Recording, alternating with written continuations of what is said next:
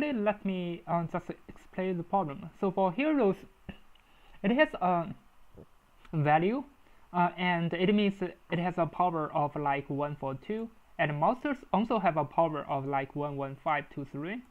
Yeah, so for example, for any hero, so for example, this hero is 4, and for this hero, definitely this hero can beat some values which gonna be less than or equal to 4. So for example, 1, 1, 2, 3, all those 4 monsters will be defeated by this hero 4. Yeah, because its value is 4. And then we're gonna collect the coins. It's gonna be like 2, 3, 5, and 6.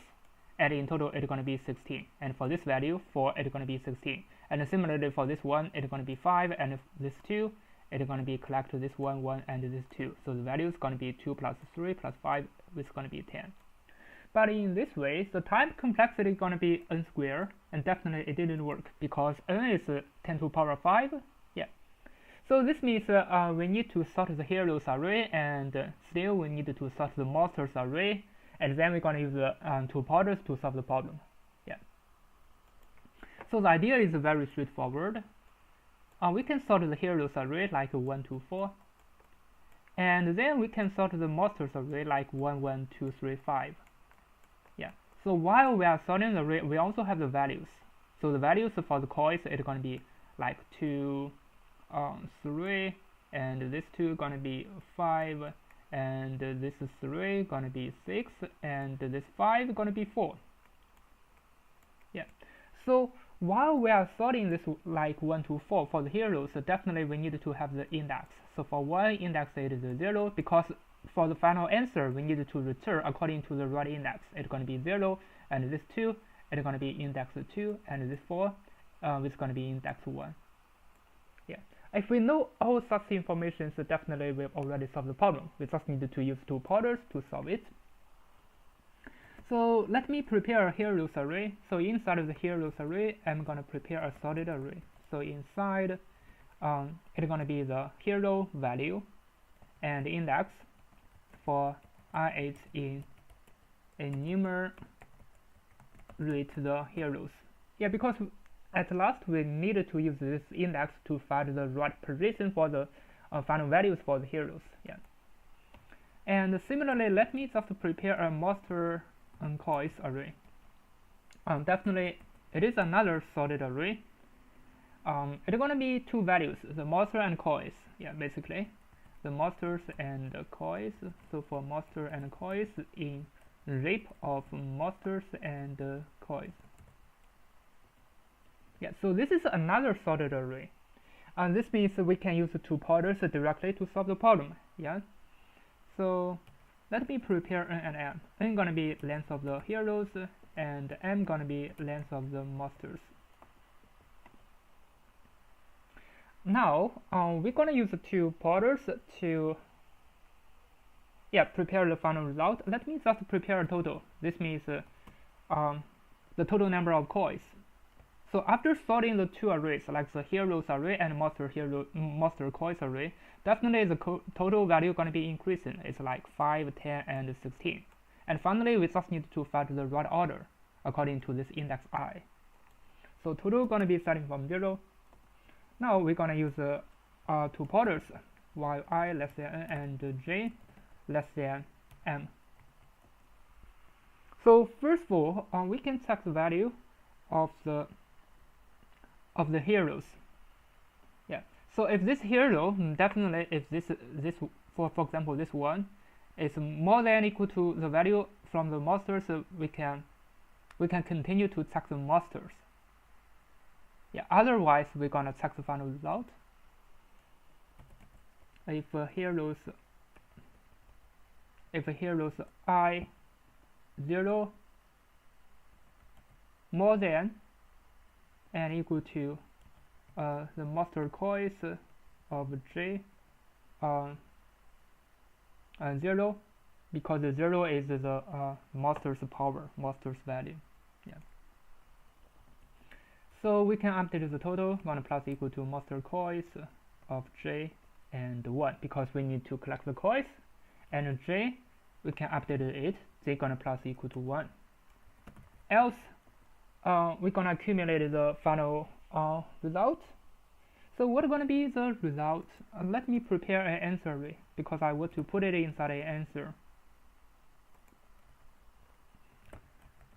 Yeah, so the answer gonna append the value of, first of all, it's gonna append the total value, and then the answer also need to use the also need to use the index I for this heroes because I need to find the heroes.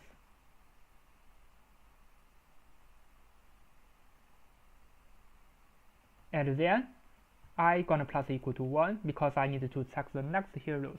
Yeah. Before I return anything, let me just print out what is the answer before we have the final return. Yeah. So let me just print out what is the answer.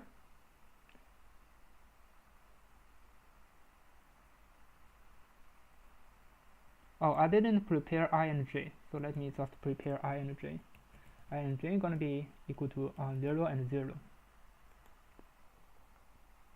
Yeah. Now at least we have some values of the answer array. And inside of the answer array, the first one is value. It seems okay, 5, 10, and 16. And the second one is the index.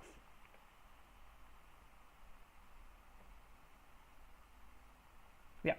Actually, it seems the first one is 5, and the second one is 10, and the third one is 16. It is not okay. The second one should be 16. It means something wrong with the index.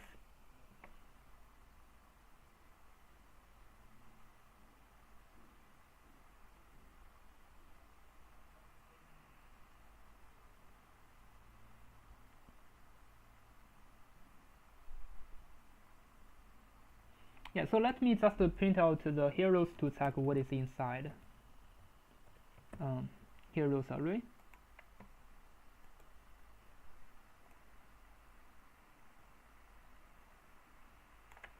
So for the first one, this is the heroes array. Index 0, and for this number 2, it is the index 2, and for the last one, it is the index 1. Yeah, for this value 4. It seems everything should be okay. Yeah. And here it means this I is not okay. I need to use the index of the heroes. So what is the index? It's going to be I with a 1. This is going to be the actual index. Actually, this I is not right. Yeah. Now let me just run it. Now you can see the difference. Now the first value is 1, 5 it is a 0, the second one is 10, it means it is at index 2, it is okay, and 16 at index 1. Now it seems everything should be okay. Yeah. But for some testing cases, we can still check.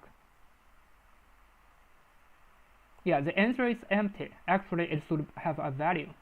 That is because from here, only if this value is less than the master's value, only if the hero's value is less than the master value, we can output the result. But what if the maximum value of the masters is still less than the hero's value? We cannot append a value into the answer. So this means we just need to fix a little bit about this issue.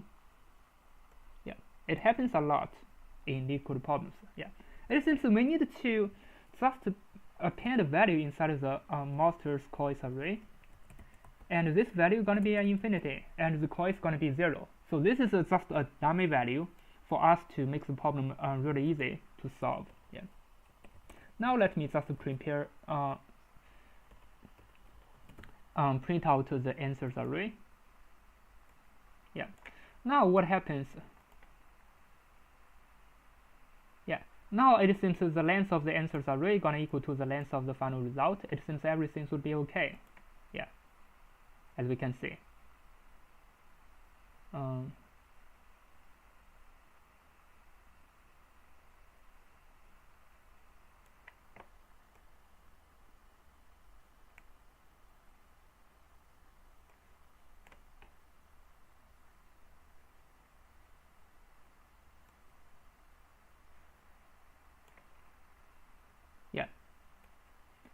I think now it's time for prepare the final result. So the result is going to be 0 times n, and we can directly check the answers array. The answers array is a value and index inside the answers array, and we can directly check that. Yeah, so the result I gonna equal to v, and finally we're gonna return on this final result.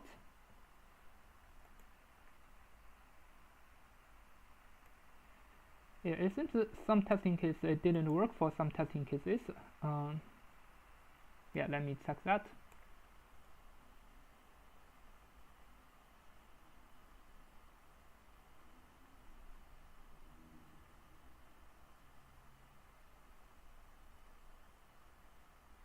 Yeah, let me check my submittings. Actually, I submitted just a few minutes ago. It seems everything is okay. No, it didn't. Now let me just check what is wrong with it.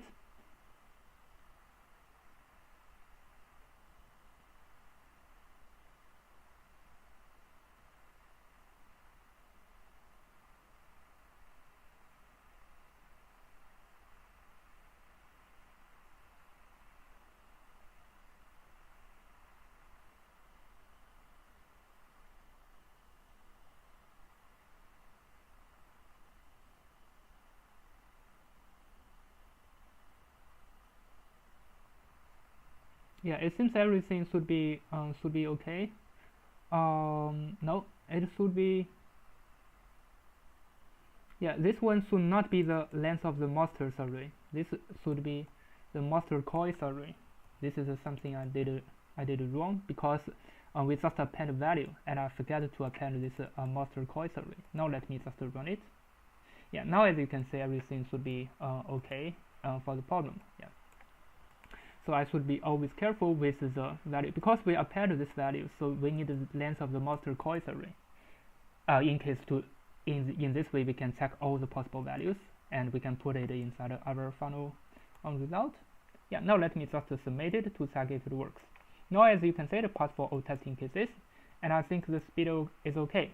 So the time complexity is n log n times m log n, because there are two sortings. I think that's all about it. Thanks for watching. See you next time.